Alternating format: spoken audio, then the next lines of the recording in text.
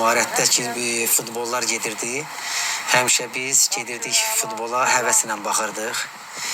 Ona görə də bizə elə bu Ağdamda futbola maraq o vaxtdan elə bizdə yaranıb, o vaxtdan elə bizdə başlayıbdı.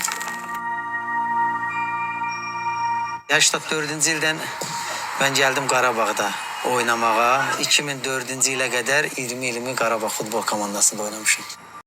Mənim bir şəkilim var ki, kuboku başım üzərinə qalxızanda mənim üzümdə gülüş var. Həmən vaxtda Ağdam işğal olmamışdı.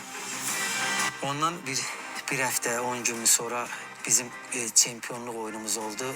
Həmən günü biz meydançaya çıxanda diktor üçün orada elan elədi ki, Ağdam rayonu işğal olubdu. İnanırsınız, mən 10 dəqiqə meydançada nəinki mənim dostlarım da oyuncuların üstünə qaçanda ağlaya-ağlaya qaçdıq. Orada mənim kubok qalxızmağımın da kədərli an görsənir ki, heç bir sevinç hissi olunmadı.